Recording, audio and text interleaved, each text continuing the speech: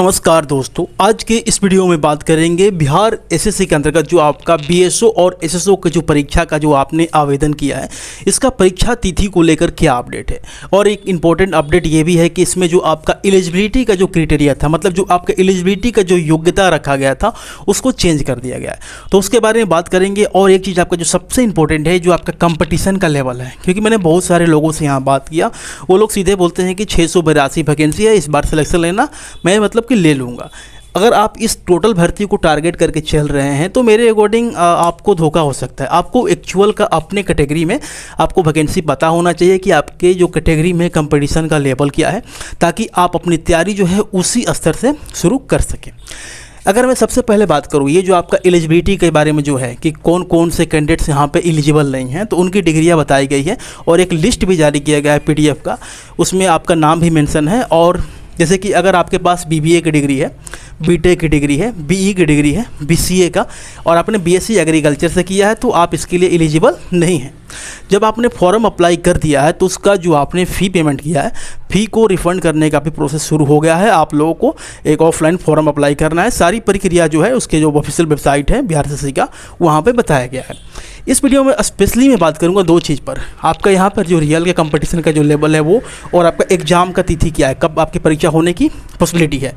क्योंकि बिहार एसएससी के द्वारा जो आपको इसके परीक्षा कराने के लिए बहुत सारे सामग्री और जो भी चीज़ें आपकी ज़रूरत होती है, उसके लिए टेंडर का जो प्रक्रिया है फरवरी से ही शुरू है और आपका लगभग जो है इस मई मंथ में समाप्त हो चुका है। मतलब लगभग सारी प्रक्रियाएँ जो है टेंडर वाली कंप्लीट हो चुकी है। अब यहाँ पर अगर मैं बात करूँ तो आपका जो टोटल वैकेंसी है बीएसओ का, वो आपका 682 है, आप लोगों को पता होगा।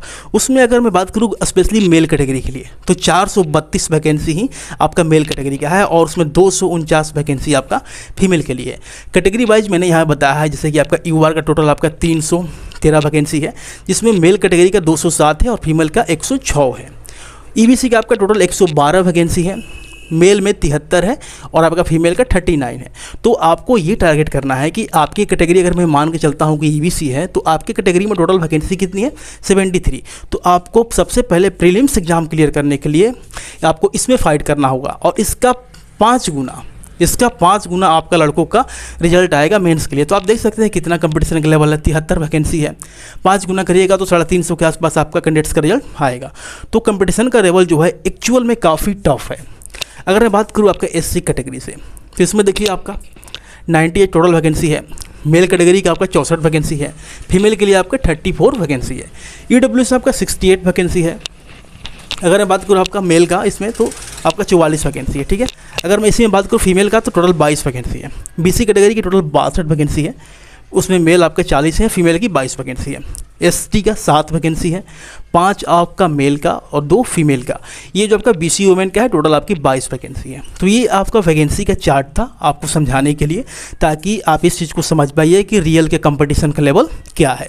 फॉर्म अप्लाई कितना हुआ है, तो देखिए 2,77,409, ये अप्रोक्सीमेटली डेटा है। मतलब आप कह सकते हैं कि 2,77,000 फॉर्म अप्लाई इतना हुआ है। अब इन कैंडिडेट्स को बाहर किया जा रहा है जिनके पास ये डिग्रियां हैं, बीबीए का, बीटेक का, बीई का, बीसीए का, बीएससी एग्रीकल्चर का। तो इनका जो भी फॉर्म अप्लाई, इनको अगर मैं हटा दूंगा तो लगभग आप कह सकते हैं कि 2,42,000 यहाँ पर लड़के इसके लिए अप्लाई किए हुए हैं। तो कंपटीशन का लेवल जो आपका रहेगा इसी फॉर्म के बेस पे रहने वाला है। ओके, अब देखिए यहाँ पर अगर मैं बात करूँ, मैंने आपको बताया कि टोटल वैकेंसी का 5 गुना, मतलब 682 का 3410, यहाँ पर इसका 5 गुना करेंगे तो 3410 लड़कों का जो रिजल्ट है मेंस के लिए आएगा, ठीक है। तो इसके लिए आपको तैयारी जो है काफ़ी अच्छे से करनी चाहिए। अगर मैं आपको कहूँ, यदि आपने जो बिहार दरोगा का मेंस भी देखा होगा, तो आपको ये चीज़ तो पता चल गया है कि पेपर का लेवल क्या है। बीपीएससी का पीटी में भी आप देखे होंगे कि सबसे जो इंपॉर्टेंट है, करंट अफेयर्स कहीं से भी आपको समझ में नहीं आ रहा है। कोई भी आप यहाँ पे पत्रिका ले लीजिए, वार्षिकांक ले लीजिए, वहाँ से आपको क्वेश्चन पकड़ में नहीं आ रहा है। तो उस सारी चीज़ों को आपको फोकस करना है, क्योंकि वो काफ़ी इंपॉर्टेंट है। और जो क्वेश्चन है, जैसे कि जो आपके सब्जेक्टिव जो क्वेश्चन है, वो भी क्वेश्चन पकड़ में नहीं आ रहा है। सब्जेक्टिव इन द सेंस, जैसे कि जो आप स्पेसिफिक बात कर रहा हूँ हिस्ट्री का, जियोग्राफी का, वो सब्जेक्ट्स के जो क्वेश्चन भी हैं वो भी थोड़े से अब डेप्थ से पूछे जा रहे हैं। एक बुक मैं रिकमेंड करूँगा आपके प्रैक्टिस के लिए। आपने कहीं से भी प्रैक्टिस किया हो, कहीं से भी आपने पढ़ा हो, सिर्फ आपको बिहार के जितने भी एग्जाम हुए हैं उनका एमसीक्यू का एक कलेक्शन है। ये बुक्स की बात करूँ, किरण पब्लिकेशन का एक बुक आता है सामान्य अध्ययन का। अब तक बिहार में जितनी परीक्षाएं हुई हैं, सारे परीक्षाओं का क्वेश्चन को यहाँ पे कलेक्ट करके रखा गया है और उससे जो रिलेटेड जो रेफरेंस है वो उसमें दिया गया है। तो आप लोगों से मैं कहूँगा कि उस जो बुक है उसको आप ले सकते हैं, या आपके पास दोस्त के पास भी होगा तो कहीं से मांग के पढ़ लीजिएगा। उसका जो रेफरेंस है, जो भी रिलेटेड पॉइंट्स हैं, उसको आपको फोकस करना चाहिए। देखिए, परीक्षा तिथि को लेकर बात करूँ, परीक्षा तिथि को लेकर अभी मैं संभावित बात करूं तो आपकी परीक्षा जून में होने की कोई चांसेस नहीं है। जुलाई के लास्ट वीक आप मान के चल सकते हैं कि जुलाई के लास्ट वीक में पूरी पॉसिबिलिटी रहेगी कि आपका जो एग्ज़ाम होने की चांसेस है। अगर मान लेते किसी कारणवश जुलाई के लास्ट वीक में नहीं होता है तो आपको ये 100% मान के चलना है कि आपकी जो परीक्षा है अगस्त के फर्स्ट वीक में हो सकती है। तो इसी डेट को टारगेट कर अपना आप तैयारी को कंटिन्यू रखेंगे और इस एस्टिमेट आपको रफ आइडिया मान के चलना है कि आपको इस दिन को एग्जाम आपको हो सकता है कि बैठने को मिल जाएगा। और जैसे और भी अपडेट होगी मैं आपको प्रोवाइड कर दूंगा। Thanks for watching this video.